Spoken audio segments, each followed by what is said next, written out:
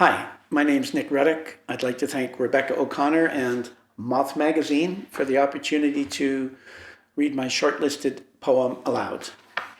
It's called Genetic Memory. We met on DuPont Street in a spring blizzard, snow coming down aslant, and after that, whatever you had fell apart. You left your husband, we took custody of your 3-year-old son, and drove north of Superior, camped through the prairies, up the Alaska Highway, getting closer, jammed together in the van 24 hours a day, 4,000 miles to the Klondike River, islands of tossed gravel, broken trees, destruction wrought upon the riverbed, placer mines named Bonanza, Eldorado, Hunker, Bear, men moiling for gold, diesel, backhoe, pressure sluicing, veins of quartz and gold escaping in all directions. In Dawson City, we sat on wooden sidewalks by the dance hall and reflected on our relationship to the spinning world. Animal, vegetable, mineral, Gaia, David Suzuki, the Whole Earth Catalog, Harrowsmith, outdated technologies, the showpiece locomotive, the paddle wheeler, dredges tilted sideways on their own extrusions, the wooden bank of commerce, Robert Service, Midnight Dome, hodgepodge of streets, the entire modern town of 700, around the bend, Moosehide, Trondek, Hwetchen, salmon prized over gold.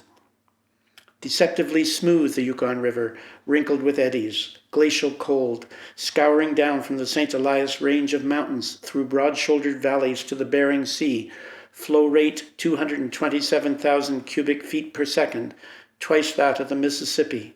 The ferry crossing 24 hours a day, flat-bottomed, rusted steel, capacity 6 cars, engine churning, grinding, spinning 3/4 of a circle downstream before pushing to the far side, prow slamming down on mud and grass, and there we were, our van, our few contained possessions, to the east, the Ogilvie Range, to the west, Alaska.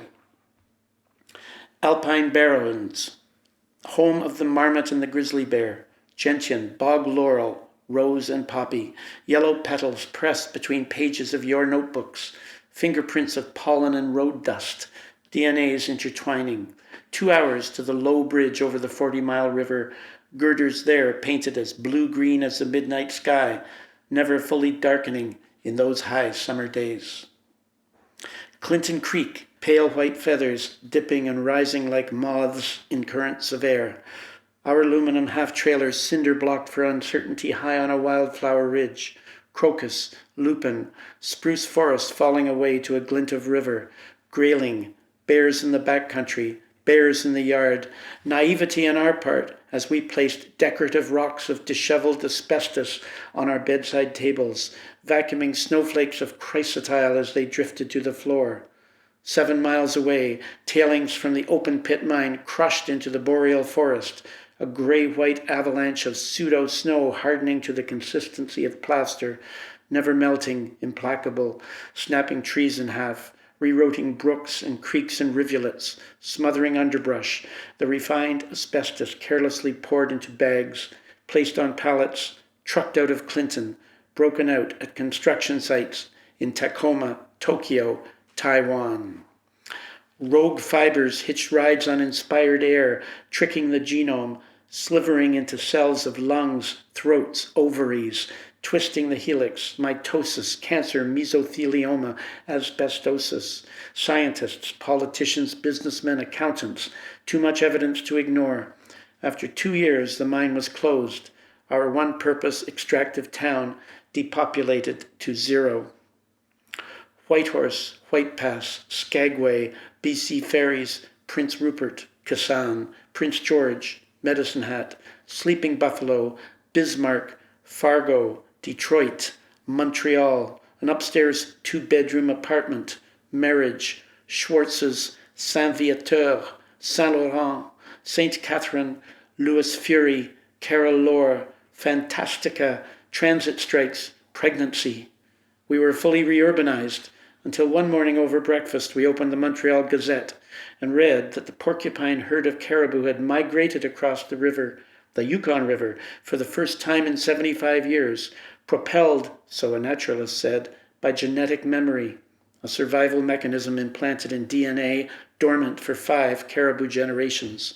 And although many had drowned, hundreds of bloated bodies bumping up against sandbars as far downstream as Eagle, Alaska, 50,000 of the herd survived to clamber ashore at the abandoned first settlement of the gold rush, 40 Mile.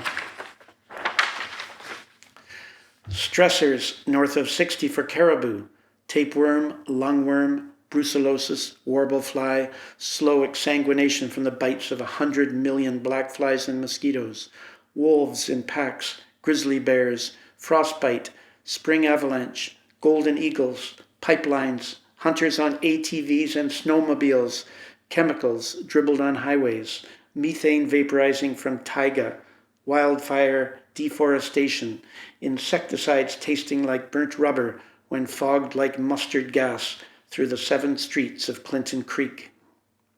Phenomena inserted into the human genome by the experience of our ancestors, the collision of neutron stars, a billion years of buckling of the Earth's crust, asteroid hits, the sound of calving icebergs, déjà vu, nostalgia, migrainous auras, epilepsy, foreboding, fire pits, arrowheads, Darwinian adjustments, behaviors otherwise inexplicable, including self-destructive practices, acts, delusions.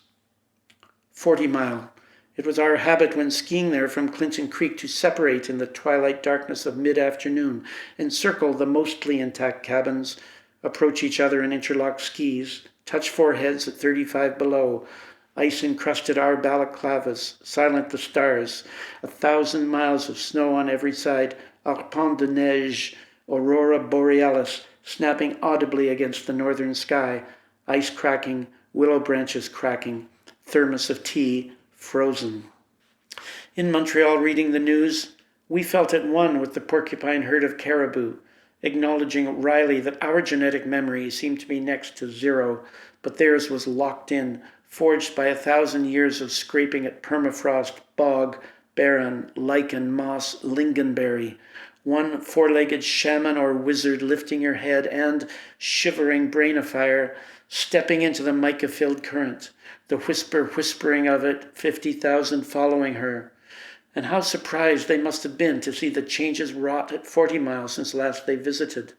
Log cabins desiccated by the desert heat of Yukon summer, charred by lightning strike, by human carelessness, sod roofs collapsed, doorways bent and cracked, how high the grass and thistle had grown, slow the bees in goldenrod and saxifrage, tangled the rose, unchanged the whiskey-jack, the raven, the cicada, the line of shoreline alders, as the caribou stepped fastidiously upstream through shallow rapids to Clinton Creek, to the soccer pitch we left behind, the baseball field, the arena scraped to permafrost, school dismantled, houses hauled away, browsing for days, puzzled but unconcerned, passing our trailer site where the crocus and lupin flower had been for us, spring-loaded, high above that river of gold. Our baby had colic. We took turns walking the floor, holding him as he cried past midnight, slow dancing, his unhappy chest on yours or mine. Neighbors unable to sleep, banging fists against the adjoining wall.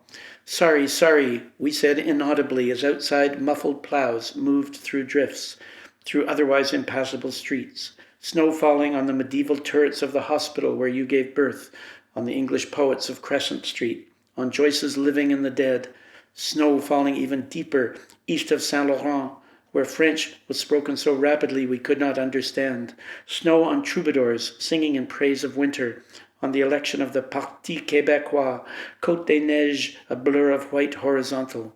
And in the vestibule of our apartment, we brushed snow from our clothes as once we brushed asbestos. We walked upstairs, cooked dinner, read books to the children, put them to bed, turned off the lights as snow squalls, flurries, blizzards laced the windows. 2426 Park Row West, sirens from Sherbrooke Street reverberating to some local, personal vulnerability. Floorboards creaking, slow dancing, sorry, sorry. Our species' dire concerns, the moratorium on cod, draggers, clear cuts, sewage, whatever else we have done to North America since 1492. The porcupine herd, a signifier. Rachel Carson, Silent Spring. Our children's children herded together 40 years from now, standing by some turgid, stinking river green with algae, mist on the lowlands, waiting dumbfounded for a signal to cross.